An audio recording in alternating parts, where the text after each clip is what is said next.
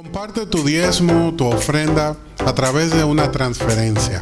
Es el medio que hemos habilitado para que puedas cumplir con este compromiso que cada uno de nosotros tiene con el reino del Señor. A través de nuestra ofrenda, pues el reino del Señor se afianza en nuestro medio y podemos seguir logrando este impacto de bendición en la vida de muchas personas. Dios te bendiga.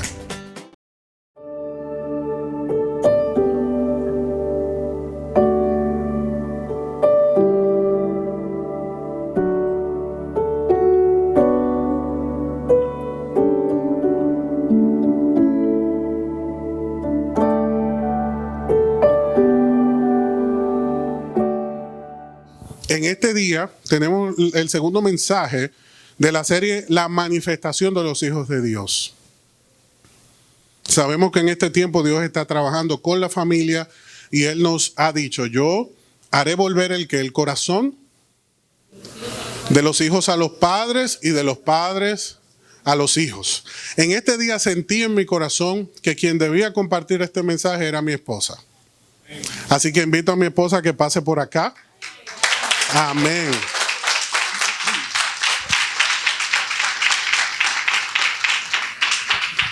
Este mensaje tuvimos el privilegio de construirlo juntos. Ella lo va a predicar porque yo sé que como mujer tiene una perspectiva muy interesante de lo que el Señor desea lograr con nosotros en esta temporada. Así que yo te invito a que prestes mucha atención a lo que el Señor quiere hablar contigo. Padre, madre, hijos, escuchen esta palabra porque el Señor quiere revelar a nuestro corazón cuál es la intención que Él tiene con nosotros para esta temporada. ¿Cuántos dicen amén? Amén. Señor, habla a nuestro corazón. Usa a mi esposa. Tú pusiste en mi corazón que ella tenía que compartir este mensaje. Hace varias semanas, Señor, lo sentí, se lo compartí. Ella dispuso su corazón delante de ti para poder recibir esta palabra. Y yo te pido en el nombre de Jesús que la uses, que pongas una palabra fresca y que juntos podamos ministrar tu iglesia para que ese propósito que tú tienes con esta serie se cumpla en nuestra vida. En el nombre de Jesús, amén. Amén. Buenos días. No sé si desde allá pueden ver, pero el corazón se me está saliendo. Pero nada, le pido al Señor que se glorifique y que permita que todo lo que Él ministró a mi vida y a la vida de Pedro, yo lo pueda compartir de la mejor manera posible para que todos podamos ser bendecidos y confrontados, así como lo fuimos nosotros dos. Como el pastor decía, este es el segundo mensaje de la serie La manifestación de los hijos de Dios. Y como hemos estado escuchando, Dios desea bendecir la familia. Y en este tiempo está provocando unidad y transformación. En este tiempo en el que todos estamos, la mayor parte, trancaditos, unos con otros, pasando más tiempo juntos, conociéndonos más, ahí también el Señor nos ha ido transformando. Por eso, este mensaje debe llegar a toda la familia. Y es importante que nosotros, cada uno, hagamos el ejercicio. Cuando vayamos viendo los puntos que voy a estar compartiendo, hagamos el ejercicio de colocarnos en los diferentes roles que nos encontramos en el hogar. Por ejemplo, yo en cada uno de los puntos me fui colocando como madre, que me corresponde, como hija, que me corresponde, como esposa, y así cada uno de ustedes haga lo mismo en esta mañana para que le podamos sacar el mejor provecho al mensaje de hoy. El personaje que vamos a utilizar para el mensaje de hoy es David, pero vamos a estudiar su vida o las cosas que hacía antes de ser rey, que era un simple y sencillo pastor de ovejas. Como padres, debemos de aprender a pastorear. Pastorear quiere decir cuidar nuestro rebaño, nuestra familia. Y los hijos, yo soy hija también, o sea que debo de aprender tanto a cuidar el rebaño como a recibir ese consejo de parte del Señor. Por eso le decía que nos coloquemos dentro de los distintos roles que nos corresponden. Vamos a ver si tienen su Biblia por ahí. Yo creo que lo van a colocar. El verso de 1 de Samuel 16:10. En esta ocasión dice, de la misma manera, Isaí le presentó sus 7 hijos a Samuel. Pero Samuel le dijo, el Señor no ha elegido a ninguno de ellos. Después Samuel preguntó, ¿son estos todos los hijos que tienes? Queda todavía el más joven, contestó Isaí, pero está en el campo cuidando las ovejas y las cabras. Manda llamarlo de inmediato, dijo Samuel. No nos sentaremos a comer hasta que él llegue. Como todos sabemos, todos los que somos padres, la paternidad, la maternidad es algo delicado y complicado, porque todo lo que nosotros hacemos con nuestros hijos desde pequeñitos influye y repercute cuando somos mayores. Muchos de nosotros, que ya somos adultos, podemos recordar cosas que quizás nos dijeron, cosas que quizás nos hicieron, cosas que nos marcaron, para bien o para mal. Y hoy nosotros tenemos esa responsabilidad en nuestras manos de marcar a nuestros hijos para bien o para mal. Por eso es tan delicado todo lo que nosotros hacemos y decimos en nuestra casa. Algunos decimos, bueno, es que uno no tiene un manual para uno saber cómo ser papá. No hay un manual que nos diga, como dice, el niño viene con un pan debajo del brazo, no viene con un manual que nos diga qué hacer en cada situación que se nos presente. Cómo manejar cada situación. No hay un manual específico que nos pueda decir, bueno, si en mi caso, de mis hijos, mami, que me miró mal, que me sacó la lengua, que me hizo esto, que Matías me está molestando, que Camila está haciendo aquello. Para esos detallitos específicos, el Señor no lo va a poner, pero para lo que hay detrás de ese comportamiento, lo que hay detrás de esa conducta, sí tenemos el manual, que es la palabra del Señor, que es la que nos instruye para saber qué hacer en cada situación que se nos pueda presentar. Nosotros necesitamos aprender a pastorear nuestra familia, nuestro rebaño, ese pequeño rebañito que el Señor nos ha entregado. David, como podemos ver en el verso que acabamos de leer, era un hijo que fue subestimado. En realidad, la labor del cuidado de las ovejas, de ser pastor de ovejas, esa labor se la daban al hijo menor de la familia, porque ya cuando iban creciendo se iban poniendo más fuertes, iban adquiriendo más musculatura, entonces ya pasaban a otra labor, por ejemplo, arar la tierra, cuidar el ganado, a trabajo que se necesitara más esfuerzo físico.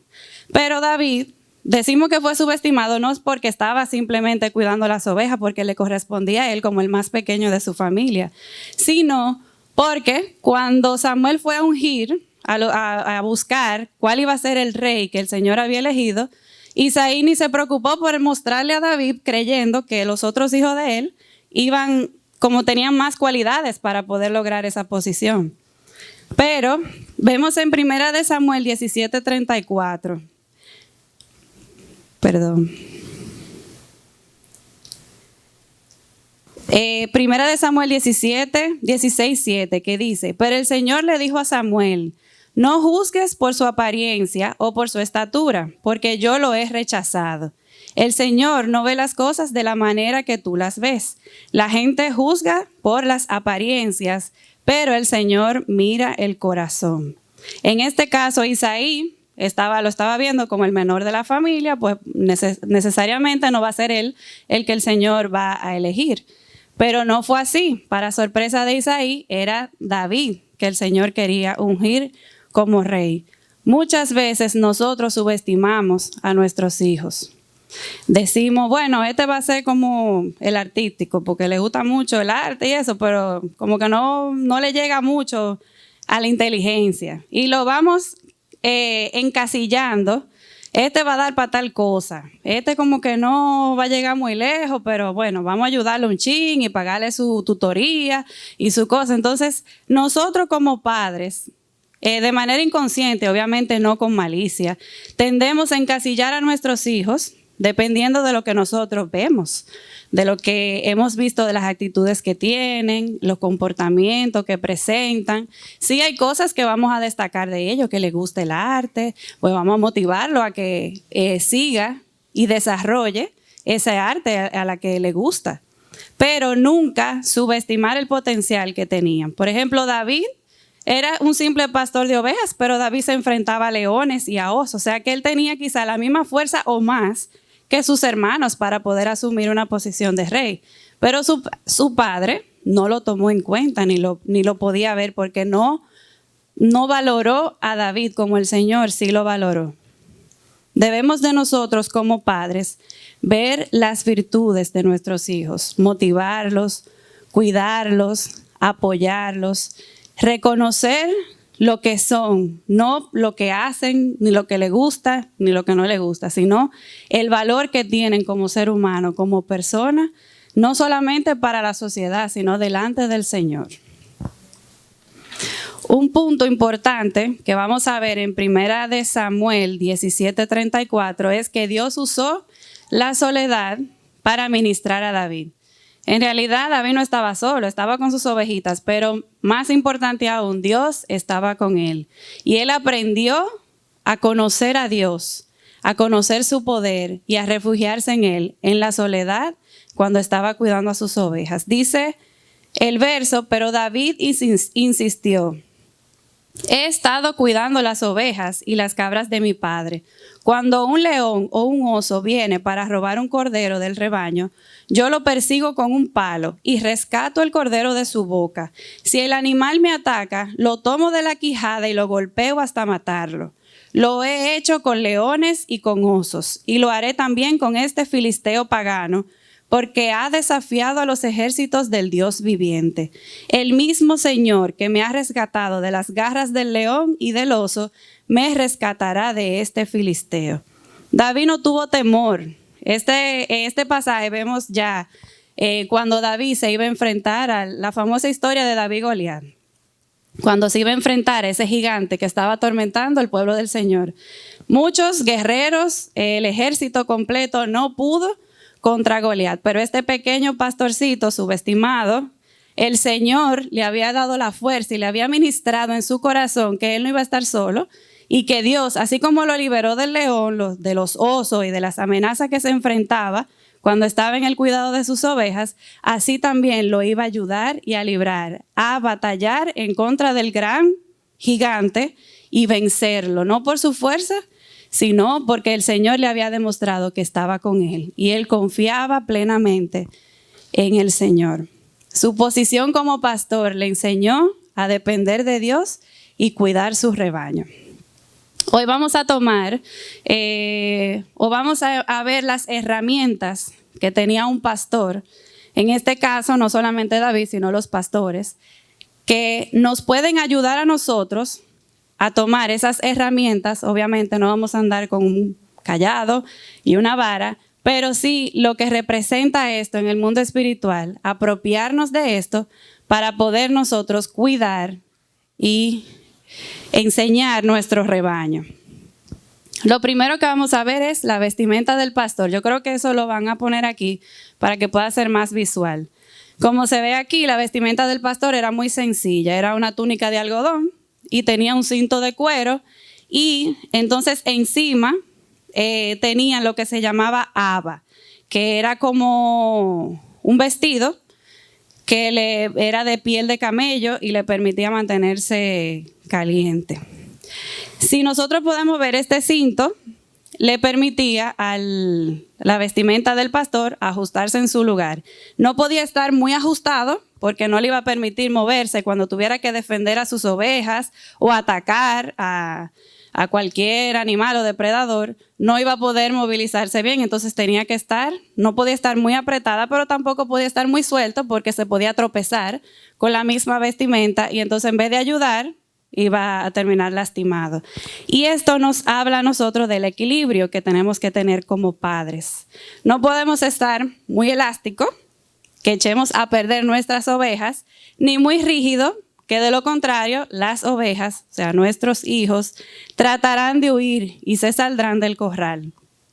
Muchas veces nosotros ajustamos demasiado, mantenemos a nuestros hijos en un nivel de, no voy a decir estrés, pero queremos ser muy controladores con lo que van a hacer, lo que van a decir, lo que le va a gustar, lo que no le va a gustar, que si el deporte, que si el arte, que le queremos exigir demasiado y eso es lo que va a provocar que ellos traten de huir, inclusive a querer hacer lo contrario a lo que nosotros supuestamente estamos motivando a que hagan. Pero tampoco podemos soltarlos tanto que nosotros ni sepamos qué es lo que le gusta, qué es lo que no le gusta, en qué está involucrado o en qué se está involucrando. Tenemos que mantener un equilibrio. Y nosotros, como padres, muchas veces no queremos reconocer nuestros errores o se nos hace muy difícil porque tendemos a echarle la culpa al más vulnerable, que en este caso vendrían siendo los hijos o la persona que está debajo de nosotros. O sea, nosotros somos autoridad sobre ellos y nos cuesta aceptar que muchas veces estamos apretando demasiado o que simplemente lo tenemos muy suelto y entonces perdemos el control. Si nos enfocamos también en la parte de la vestimenta que se llamaba haba, esta vestimenta era de piel de camello y lo mantenía caliente del frío y también era impermeable y en las noches le servía de manta y por dentro tenía como unos bolsillos en los cuales el pastor guardaba las ovejitas que acababan de nacer para que se mantuvieran calientitas. O sea que esta vestimenta tenía varias funciones. Si nosotros lo pasamos al ámbito espiritual, podemos decir que ese haba vendría siendo como esa cobertura del Espíritu Santo para poder mantener esa comunión con el Señor y enfrentar las adversidades. Ellos lo usaban para que su carne no tocara tierra. Cuando se dormían en la noche, se arropaban y así no podía pegársele ningún insecto, ningún animalito que pudiera hacerle daño o contaminarlo. Pues así mismo debemos de usarlo para que nuestra vida no se contamine con todas esas cosas terrenales que contaminan y les hacen daño a nuestras ovejitas, a nuestro rebaño. De esa forma nos podemos mantener firmes y evitar ese contacto con el mundo, porque lo que nosotros hacemos nuestro o dejamos que nos afecte, también afecta a nuestros hijos, a nuestros esposos, a toda nuestra familia cercana. Por eso debemos de cuidarnos y cubrirnos con esa cobertura del Espíritu Santo. Ese vendría siendo el punto 1. El punto 2 vendría siendo la bolsa del pastor. Todo pastor andaba con su bolsa, se llamaba zurrón. Y con esta bolsa, también está la imagen por ahí, también guardaban el aceite. Entonces, la bolsa del pastor se utilizaba para colocar el alimento. Y el aceite, que ese aceite se utilizaba para las heridas. Cuando una ovejita, las ovejitas tienden a ser muy torpes, se tropiezan, se caen, se rasguñan. Y el pastor le untaba aceite en sus heridas para que se sanara y no se infectara. Y también, como ven en la imagen, le está rociando aceite por todo el cuerpo para evitar que las garrapatas se le suban. Por el aceite se resbalan. Yo no sé si ustedes recuerdan una prédica que el pastor hizo hace como 2 o 3 domingos atrás, donde él mencionaba todos estos puntos, pero lo hizo de manera general. Hoy lo vamos a desglosar un poquito más. Cómo le ponen el aceite para evitar que las garrapatas se puedan subir y afectar las ovejas. El pastor es el encargado de alimentar a su rebaño, pero si no se alimenta él apropiadamente, no va a poder tener la fuerza ni la energía para poder alimentar a sus ovejas. Para estar en forma, es necesario que el pastor, nosotros los padres, nos alimentemos correctamente para poder alimentarlos. Como todos sabemos, nuestro alimento espiritual es la palabra del Señor. Y algo muy bonito que yo escuché o pude estudiar, que hay una relación en que David guardó sus piedras en el bolso del alimento. Y es porque la mejor arma que usó David no fue la honda, sino su fe. Él creyó en que Dios lo iba a ayudar y lo iba a liberar. La palabra dice que la fe viene por el oír y el oír por la palabra del Señor. Entonces, por eso la palabra de Dios también representa el alimento, y ese alimento de David fue su fe, lo que le dio la fuerza para poder derribar a ese gigante. Él sacó sus armas de la bolsa de su alimento. Todos los dardos que el enemigo traiga sobre nuestro rebaño, nosotros lo debemos de debatir con la fe que ha nacido a través de alimentarnos con la palabra del Señor. Esa fe es la que nos va a fortalecer, la fuerza que nos va a dar para nosotros poder alimentar a nuestros hijos con esa misma fe y esa misma palabra, que a su vez va a provocar que ellos también se puedan alimentar y se puedan defender con esa fe de los dardos y de las malicias del enemigo. Es por medio de la palabra que nuestra ovejita va a cambiar su actitud o va a obrar correctamente. Bueno, no sé si todos lo saben, pero la Biblia, cuando habla de aceite, representa lo que es la unción del Espíritu Santo. Entonces, nosotros, aparte de alimentarnos con la palabra, debemos de cubrir a nuestros hijos con esa unción del Espíritu Santo para que toda maldición, todo pecado, toda impureza les resbale. Como dice, me resbale. Para que todo eso que el enemigo quiera llenar la mente de nuestros hijos, quiera afectarlos emocionalmente, quiera afectar en cuanto a su conducta, pueda resbalarle, que esa unción del Espíritu Santo sirva como ese aceite que impida que nada de eso se adhiere a sus corazones ni a sus mentes. El punto número 3, o el instrumento número 3, viene siendo la vara del pastor. Yo pensaba que la vara y el cayado era lo mismo, pero estudiando esto me di cuenta que no. Son diferentes y tienen funciones diferentes. El pastor tenía una vara, este que está aquí es la vara. En ocasiones tenía dos puntas. La punta de abajo era como una lanza y la punta de arriba tenía como una bola. Y a esa bola también le ponían clavos, porque era un instrumento que usaba el pastor para defender y también para corregir, no para destruir, para corregir. ¿Qué pasa? Él también se utilizaba para defenderse de los animales que querían venir a afectar a las ovejas. Con esa bola, bueno, me imagino que ese era el palo del cual hablaba el versículo anterior, que David usó para vencer esos osos y esos leones que querían destruir su rebaño. También, si vemos, hay un verso que menciona el profeta Ezequiel que dice que hacían pasar a las ovejas por debajo de la vara para contarlas e inspeccionarlas. O sea, le ponían la vara y por ahí iban pasando las ovejitas y ahí aprovechaba el pastor para irlas contando, porque siempre llevaba su contabilidad de que no se le perdiera ninguna, e inspeccionarlas, de que no tuvieran nada roto, nada cortado, nada que tuviera que afectar la vida de las ovejas. Eso está en Ezequiel 20:37, que dice: os haré pasar bajo la vara y os haré entrar en los vínculos de pacto. Si nosotros escuchamos bien ese verso, está el Señor refiriéndose a nosotros. O sea, el Señor no dice, y ustedes pasarán por debajo de la vara y van a entrar en el vínculo del pacto. No, ahí dice, os haré pasar. O sea, el Señor nos va a hacer entrar ahí, en ese orden, y nos va a hacer entrar en los vínculos del pacto, o sea, en la obediencia al Señor. Por eso podemos decir que es para corregir que se utiliza la vara. Si nosotros somos buenos pastores con nuestras ovejitas, con solo mostrar la vara, señores, a mí me cuesta hablar de este tema, porque yo tengo hijos pequeños y si les soy honesta, en ocasiones he usado la vara sin ser necesario, porque me dejo llevar del momento o porque me enojo y tengo que pedirle al Señor sabiduría para saber cuándo usar la vara. Con solo mostrar la vara, la oveja va a venir y no siempre habrá que usarla de la manera que quizás muchos de nosotros la hemos usado.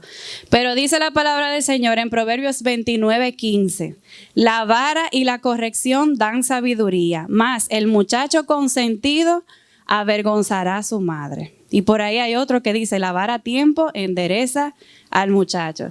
O sea, hay que utilizar la vara, pero hay que pedirle al Señor que nos dé la sabiduría para saber cuándo usarla. Siempre para corregir, nunca para destruir. Antes, cuando yo era chiquita, que mami lo cuenta muy orgullosa, que nos llevaba a la iglesia, mami me decía, o te sienta o te siembro. Pero ella no me daba, ella nada más me decía eso y yo me sentaba. Nadie sabía lo que ella me decía, pero yo me sentaba. Ella no usaba la vara física en ese momento, pero yo aprendí. Eso es lo que quiere decir, que solamente con mostrar la vara, ya uno se va encarrilando y va diciendo, bueno, si no obedezco me va a ir mal. Déjame aceptar esta corrección en amor. Amén.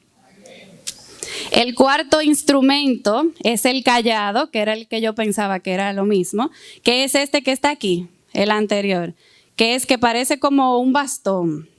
El cayado, el pastor lo utilizaba para cuidar a las ovejitas, para ayudarla, por ejemplo, a atravesar un barranco, si tenía que atajarlas o controlarla porque se ponía media remolona, tenía que usarlo para alar la ovejita, no necesariamente como una vara, sino como acercarla al rebaño para evitar que le fuera a suceder algo o a provocar algún daño. Hay una anécdota de una niña que tenía un perrito pequeño. Ellos vivían en un 10º piso y el perrito estaba en la orilla del balcón ladrando y haciendo lo que ellos hacen. La niña, cuando lo vio, se asustó y para evitar que sucediera algo, lo que hizo fue gritarle: ¡ven para acá! ¡Cuidado! Y cuando hizo eso, lo que provocó fue que el perrito se asustara y en vez de ir a donde ella, se lanzara. Ya ustedes saben cómo termina la historia, porque de un 10º piso, un perrito. Entonces, la niña lo que hizo fue que asustó y espantó al perrito en vez de provocar, que era lo que ella quería, que se acercara a ella. En este caso, utilizamos el cayado. No gritamos, ni exageramos o manipulamos, sino que lo usamos para atraer en amor y reflexión a nuestros hijos. Hacerlos en amor. Nosotros como padres, y me incluyo dentro del paquete, a veces exageramos o manipulamos a nuestros hijos para que hagan lo que nosotros queremos que ellos hagan. Por ejemplo, yo he escuchado, que me ha tocado escuchar: no te sientes ahí está el coronavirus, si te sientas ahí se te pega, ya tú sabes. Pero lo que queremos es que el niño no se siente ahí, sino que venga. Entonces exageramos y le mentimos en ocasiones para lograr lo que nosotros queremos que ellos hagan. Que en realidad eso no está bien ni le agrada al Señor. Debemos de atraerlos en amor y explicarle por qué no queremos o le estamos solicitando que hagan tal o cual cosa. O lo manipulamos. Si te sube, ay Dios mío, si te sube ahí, se cae eso de cristal, te rompe, te cae en un brazo, te bota sangre, hay que llevarte al médico y te cortan el brazo. O sea, uno le exagera, lo manipula con un bien, que es para evitar a que le pase algo, pero en realidad no lo estamos haciendo bien porque le estamos mintiendo. Y ellos se dan cuenta porque ellos no son tontos, ellos saben. Entonces es ese cayado para traerlos en amor, para ayudarlos a devolverse y a dar vuelta a esa quizás consecuencia que pueden tener, que nosotros lo estamos viendo, pero ellos no. Entonces, hacerlo en amor, sin mentir, sin exagerar y sin manipular, sino reflexionando y explicándole el porqué de la situación. La segunda herramienta es la onda, que yo pensé que era David nada más que tenía una, pero me doy cuenta que todos los pastores tenían su onda también. La onda la utilizaban para proteger de las amenazas que estaban distantes. Y también cuando una ovejita se apartaba mucho del rebaño, los pastores tienen tanta precisión que tiraban la piedra ¡pap!, al ladito de la pierna, y entonces la ovejita se asustaba y se devolvía si se estaba saliendo mucho del rebaño y volvió otra vez y se encarrilaba con su rebaño. Entonces la onda servía para eso, tenía que tener precisión. Nosotros como padres tenemos una visión más allá de las cosas que nuestros hijos puedan estar viviendo o mirando en el momento. Debemos de pedirle al Señor que nos dé esa sabiduría para poder ver en lo espiritual qué es lo que está sucediendo. Cuando ustedes ven que hay un niño, un adolescente que se está poniendo rebelde, que no quiere ir a la iglesia, que antes iba a la iglesia pero ahora entonces no quiere ir a la iglesia, no quiere escuchar el mensaje, o un niño que se está portando mal, que era obediente y de repente está haciendo cosas que no hacía, hay cambios que nosotros como padres estamos viendo y decimos, pero ven acá, ¿qué es lo que está pasando? Entonces, en ese momento es que debemos de usar la onda para disipar o alejar cualquier cosa que el enemigo esté haciendo. En ese momento, nosotros como padres, ¿qué debemos de hacer? Debemos de sentarnos y ver, bueno, si antes lo hacía y ahora no, ¿qué está haciendo ahora que antes no estaba haciendo. Por ejemplo, en mi caso, ahora mismo son sencillos los problemas porque yo tengo niños pequeños, como dicen por ahí, niño pequeño, problema pequeño. Cuando hay niño grande, problema grande. En mi caso, yo tengo que fijarme qué muñequito está viendo Matías, qué quizá le está diciendo un amiguito en el colegio, cuáles son las cosas que estaba haciendo que ahora no. En los niños pequeños es más fácil porque uno está constantemente con ellos y se desenvuelve más cerca de uno. Ya un joven, un adolescente, un hijo adulto ya es un poquito más difícil. Pero nosotros como padres tenemos la sabiduría, o el Señor nos da la sabiduría de poder ver más allá. Si tú sigues mirando esa serie, por ejemplo, yo me he dado cuenta que cada vez que tú ves esa serie, tú empiezas a hablar de temas que no te llenan. Empiezas a cambiar actitudes, empiezas a alejarte del Señor. Entonces yo te aconsejo que tú cambies esa serie por tal o cual serie, o que cuando tú la veas, tú en tu mente puedas evaluar qué está bien, qué está mal, porque yo he notado esto y aquello. O sea, advertirles del peligro que viene, de eso espiritual que pueda estar afectando su vida y quizá ellos no se estén dando cuenta. Esas amenazas que están distantes, poder tener la precisión de advertirles para volverlos. Igual con los esposos o las esposas, no sé qué caso pudiéramos poner, pero quizá un negocio con una persona que anteriormente le hizo un daño, o que yo he estado orando y le digo, mira, no te conviene que tú hagas eso. Yo no siento paz y siento de parte del Señor decírtelo. Tú toma la decisión que tú entiendas, pero ese es mi consejo. Quizá el Señor me está dando una visión de algo que pueda pasar y yo tengo la opción de advertirle, como esposa, como madre y como hija, en mi caso a mi mamá, que si ella no me deja mentir, lo he hecho en ocasiones. Proteger de las amenazas distantes. Y por último, el instrumento que usaba el pastor, que tampoco sabía que todos lo tenían, es la flauta. Era una flauta de 2 tubos, también está la imagen ahí. Y en este caso, la flauta no era lo más importante, sino el corazón del pastor que tocaba la flauta. Dicen que no la tiene. Bueno, era una flauta hecho como de 2 tubitos, bien sencilla, y todo pastor tenía una flauta y la usaba para calmar a las ovejas. En ocasiones las ovejitas se ponían medias incómodas o quizás alteradas, pero cuando el pastor tocaba su flauta, las ovejitas se relajaban y se calmaban. En este caso influye tanto el sonido de la flauta como el corazón del que está tocando la flauta. En el caso de nosotros, influye lo que nosotros le ministramos a nuestros hijos, como también lo que está dentro de nuestro corazón. Nadie puede dar lo que no tiene. Si en nuestro corazón no está el amor de Dios, si en nuestro corazón no está la presencia del Señor, nosotros no vamos a poder ministrar eso a nuestros hijos. Entonces, así como nosotros ponemos alabanza en la casa, nos sentimos con más fuerza, quizá nos sentimos solos, pero ponemos una alabanza y el Señor nos fortalece, nos recuerda que Él está con nosotros. Eso mismo también tenemos que darle a nuestros hijos, esas mismas herramientas de que escuchen una alabanza. En el mundo secular, uno oye personas que dicen, estoy en amargue, déjame poner tal canción. Y ponen una canción de amargue y terminan amargándose más y se duermen hasta terminar ya llorando y casi cortándose las venas, como hay muchas personas que lo hacen. En el ámbito cristiano es totalmente diferente. Si nos sentimos tristes, si nos sentimos solos, si nos sentimos desesperados con alguna situación y ponemos una alabanza, el Señor se encarga de transformar todos esos sentimientos en confianza en Él, en fortaleza, en fuerza. Y así mismo nosotros debemos de hacer con nuestros hijos, ministrarlos constantemente con la palabra del Señor. Que así como nosotros buscamos esa palabra del Señor a través de las alabanzas, nuestros hijos al escuchar la voz del Señor lo puedan seguir. Como dice que las ovejitas oyen la voz de su pastor y le siguen, que así nuestros hijos y nosotros al escuchar esa palabra de Dios cantada, podamos reconocer que viene de parte de Él y seguirle. Amén. En mi caso yo lo hago en las noches con mis hijos. Siempre los acuesto.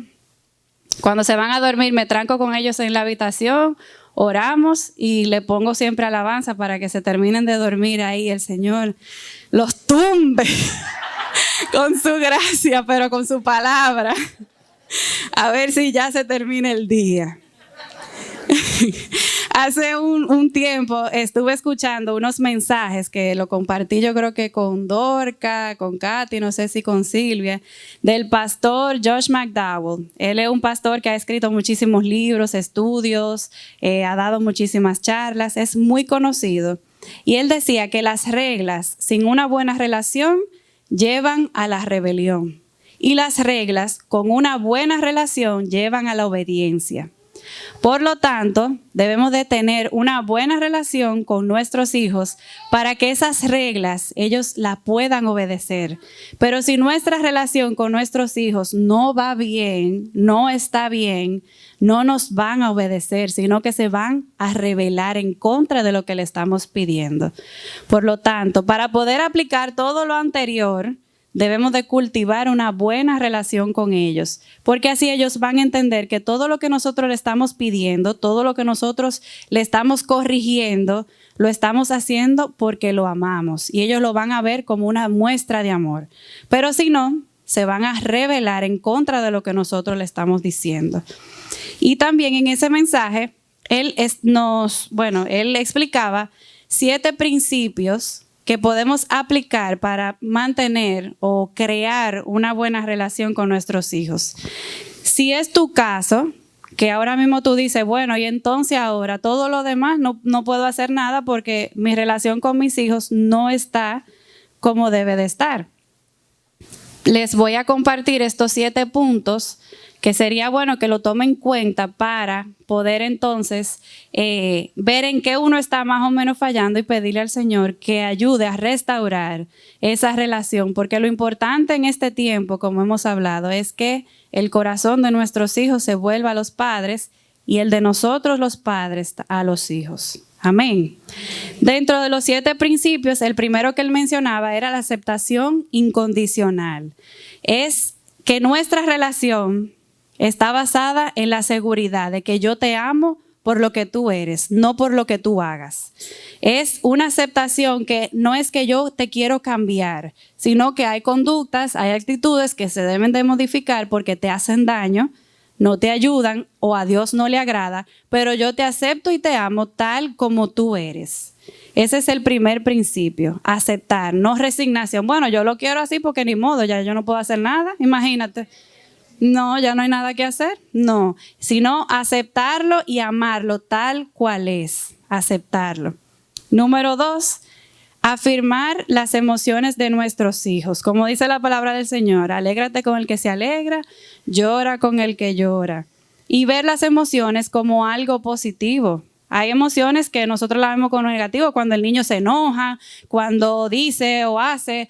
No, cada emoción, el Señor la dio las emociones para que nosotros podamos expresar lo que estamos sintiendo dentro. Y son buenas. Lo que hay es que canalizarla, porque muchas veces estamos enojados, pero el estar enojado no está mal. Eso es algo que el Señor nos lo dio, la emoción. Ahora, ¿qué yo hago con ese enojo? Cuando estoy enojada, ¿qué yo hago? Si yo me pongo a patalear, si me pongo a empujar, a golpear, pues eso es lo que está mal. La conducta es lo que está mal, no lo que yo estoy sintiendo. Entonces, ayudarlo y enseñarlos a nuestros hijos a ver las emociones como algo positivo, pero lo que afecta realmente es qué hacemos cuando estamos sintiendo lo que estamos sintiendo. O sea, canalizarlo y enseñarlos qué debe de hacer. Y alegrarnos. Por ejemplo, hay veces que Camila llega, que yo siempre le pregunto, ¿cómo le fue en el colegio hoy? Bueno, hoy no me fue muy bien porque fulanito me molestó y me dijo que sé o qué. En vez de yo decirle, ay, sí, está bien ya. O sea, como la misma cantaleta, no. O sea, escucharla.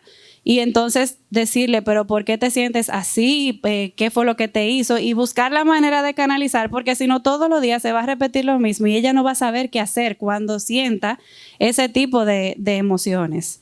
Entonces, afirmación de las emociones de nuestros hijos. Número 3, apreciación. Cuando están haciendo las cosas bien, exprésalo. nosotros como padres tenemos una especialidad en ver todo lo malo. Bájate de ahí, que yo te he dicho que te bajes. Estamos pendientes de todo lo que hacen para corregirlos constantemente. Pero cuando hacen las cosas bien, simplemente lo damos por sentado. Bueno, él tiene que portarse bien porque tiene que portarse bien. No, hay que expresárselo. Qué bien te portaste hoy. Mira cómo no te pusiste a saltar en el mueble como tú haces todos los días. Te felicito, mi amor. Sigue así. O a Camila, wow, qué lindo, le hablaste a Matías hoy cuando le dijiste que lo amabas, porque constantemente ellos se la pasan peleando. Entonces, si yo me enfoco en que dejen de pelear, dejen de pelear, dejen de pelear, y no les recalco cuando hacen las cosas bien, entonces no le va a servir de motivación. Tenemos que decirle cuando hacen las cosas bien, expresarles, no enfocarnos tanto en el error, sino más en lo que hacen bien. Y eso va a hacer que nosotros reforcemos eso de manera positiva. Número 4, expresarles afecto, físico y verbal. Díganle a sus hijos, te amo. Constantemente háganselo saber, porque si usted no se lo dice, se lo va a decir otro. Y él va a pensar que ese otro sí es importante y lo valora porque se lo está diciendo. Hay muchas maneras de expresar el amor. Debemos de hacerlo tanto de manera física, con un abrazo, un choque a la mano, un cargarlo, un beso. Todos sabemos expresiones de amor y las que le gustan a nuestros hijos. Hagámoslo siempre. Expresémosle afecto y digámosle te amo de manera constante, que ellos escuchen eso de parte de nosotros. Número 5. Acerquémonos al mundo de nuestros hijos, compartamos sus intereses. En mi caso, como les decía, tengo niños pequeños y es un poco más fácil porque puedo controlarlos más. Pero ya en el caso de los jovencitos más grandes, tenemos que acercarnos a su mundo y ver qué música están escuchando, qué series están viendo, cuáles películas les gusta, cuáles son sus amistades, qué están aprendiendo de sus amistades, y eso se logra con la buena relación y la comunicación. Constantemente tenemos que acercarnos a ellos y ver qué cosas les gustan y qué también cosas no les gustan. Y eso les va a hacer sentir a ellos que son importantes para nosotros. Siempre que yo comparto con Camila, ella ahora mismo está en el mundo de la manualidad, de todo lo de ella es una manualidad. Ella ve un papelito y de ahí ella saca una tarjeta. No sé si aquí a la mayoría ella le ha hecho tarjetica, un detallito, algo. Ella está en ese mundo. ¿Qué pasa? Entonces, ¿yo qué hago? Le compro sus marcadores, le compro su ega, su tijera, materiales. En estos días Pedro me llamó, que estaba en el súper, y me dijo, mira a ver si tú consigues una cajita de madera y una pintura y tráesela a Camila para que ella la pinte. Y así cada vez uno va motivando y ella se va dando cuenta que nosotros sabemos lo que ella está involucrada y que le gusta. Y eso le hace sentir a ella importante. Punto número 6, disponibilidad. Algo muy difícil en estos días. Ahora por obligación hay que hacerlo porque nos han trancado en las casas, pero en meses anteriores, bueno, en años anteriores, esto es algo que ha costado. Yo he oído familia que ha dicho, bueno, yo hice con mi esposo y hablamos y dijimos que por lo menos hay que dedicarle media hora a la niña porque no puede ser posible que uno llegue del trabajo, uno trabaja hasta las 6 de la tarde, llega a la casa, uno lo que quiere es bañarse y descansar, pero esa media hora hay que dedicársela porque a la niña hay que dedicarle. Eso da tristeza. El hecho de que uno tenga que agendar en el día, en qué momento uno le va a dedicar tiempo a su hijo. Eso de verdad que debemos de estar disponibles para ellos todo el tiempo. El pastor Josh McDowell, cuando estaba compartiendo los principios, él es muy famoso y muy conocido. Y en esta ocasión él decía que él recibió la llamada del presidente de Estados Unidos. Yo sé que él no está mintiendo porque es posible. Él recibió la llamada del presidente de Estados Unidos y su niño pequeño quería decirle algo. Y mientras él estaba hablando, el niño estaba ahí haciéndole al papá que quería hablar con él. ¿Y qué él hizo? Él le dijo, señor presidente, discúlpeme un momento que mi hijo me quiere decir algo. Y apartó el teléfono y le dijo, dime, mi hijo.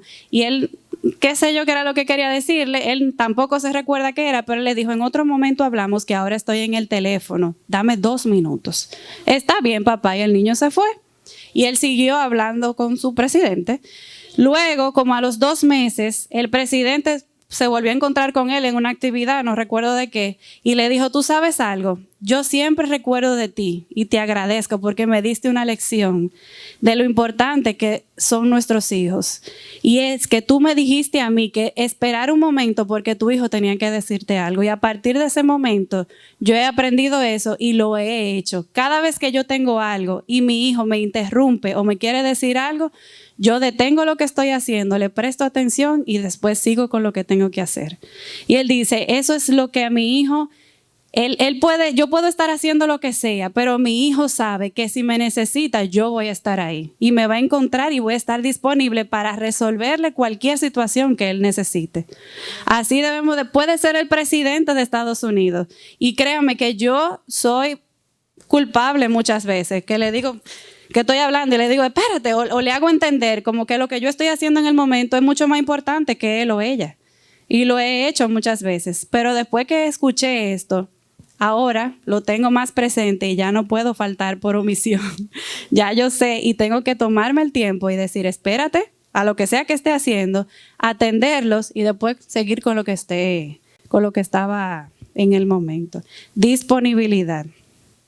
Y el punto número 7 o el principio número 7 es enseñarles a rendir cuentas, a ser responsable, a darle al otro lo que le corresponde. A mamá y a papá usted le debe respeto y obediencia. ¿Por qué? Porque son su papá y su mamá. Claro, ya para eso hay una relación, ya hay un entendimiento.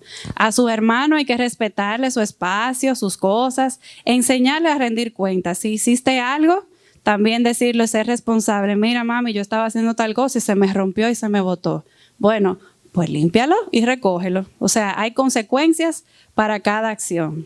Y también el derecho al diálogo, o sea, que va dentro de eso de rendir cuenta. El derecho al diálogo. ¿Qué pasó? ¿Por qué hiciste eso? No, por tal cosa. Bueno, para la próxima, ten en consideración esto o aquello. O sea, tener esa confianza de que puedan rendir cuentas sin esperar a que uno vaya a reaccionar de tal manera que en vez de atraerlo, lo que hagamos sea que lo alejemos. Amén. Aunque no digan amén, como dice el pastor. Esos son los 7 principios que pude aprender. Por lo tanto, debemos de aprender a pastorear para poder tener una familia saludable. A utilizar todas esas herramientas que el Señor nos enseña a través del pastor. A vestirnos con esa cobertura del Espíritu Santo que nos permite a nosotros mantenernos alejados de aquellas cosas que nos pueden hacer daño, por lo tanto afectar a nuestro rebaño. Alimentarnos con su palabra y a que esa unción de su Espíritu Santo cambie nuestra vida y permee todo nuestro ser para que todo lo que el enemigo quiera venir a enviar a nuestra vida nos resbale. A usar esa vara para corregir, no para destruir a nuestros hijos. El callado para traerlo en amor. Y esa onda para poder, con las armas del Espíritu, poder derribar esas amenazas que vienen a distancia y poder tener la precisión espiritual para poder bloquear en el nombre de Jesús todo eso que nos pueda afectar a nosotros como a nuestros hijos. Y por último, ministrar el corazón de nuestros hijos. Ministrar el de nosotros constantemente para poder ministrar el de ellos. Amén. Gloria a Dios.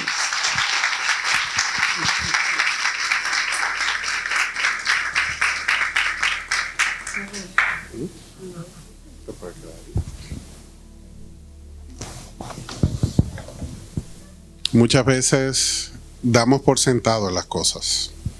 Entendemos que nuestros hijos tienen que hacer lo que pensamos y lo que creemos, pero obviamos que somos nosotros los responsables y que ellos están observando nuestro comportamiento y lo que diariamente le estamos enseñando, lo que les estamos ministrando.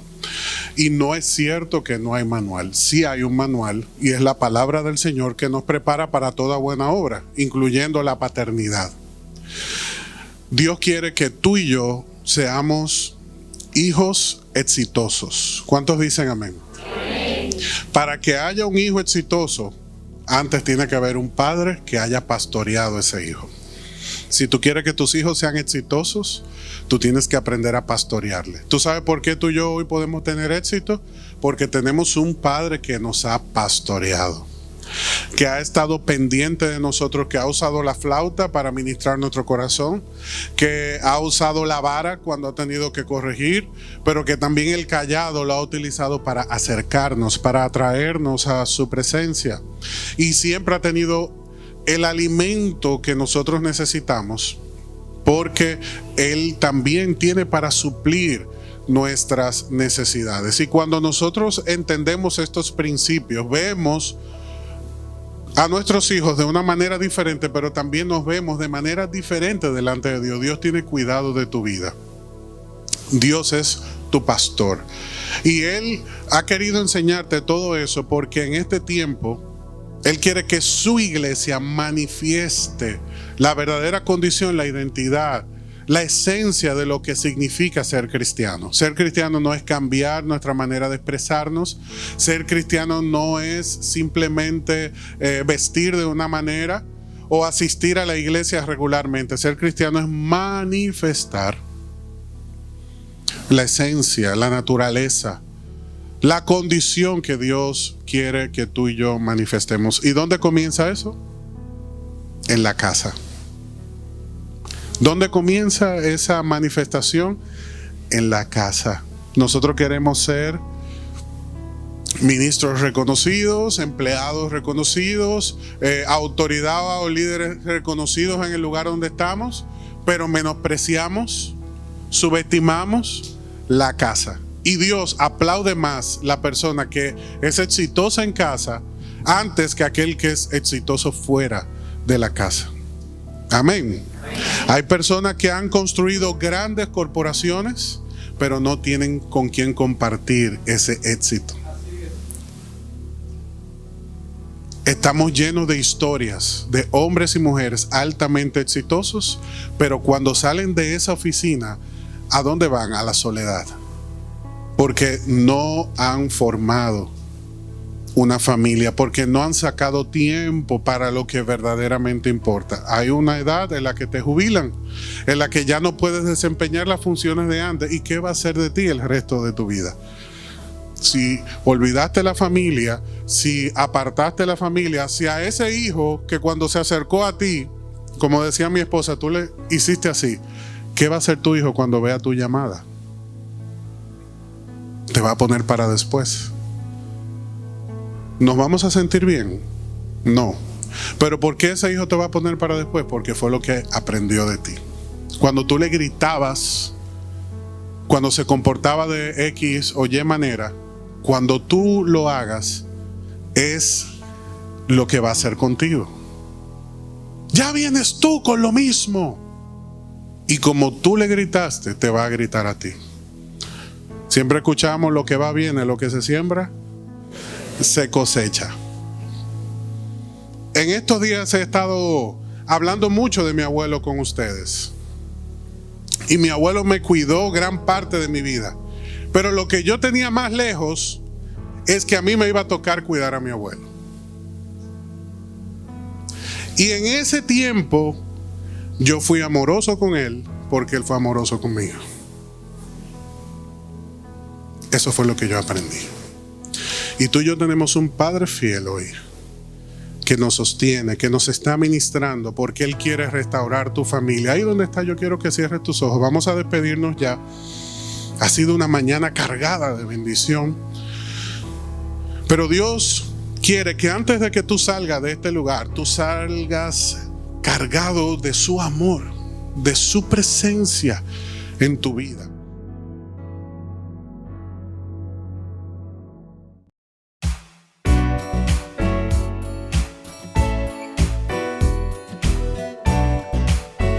Iglesia Salem y te invitamos a suscribirte a nuestro canal de YouTube y a seguirnos en Instagram y Facebook como ISalemRD. Queremos bendecirte con un mensaje que transformará tu vida. Estamos ubicados en el kilómetro 8,5 de la Avenida Independencia, en el primer nivel de la Plaza Don José Oscar. Adoremos juntos al Dador de Vida y crezcamos integralmente en esta gran familia.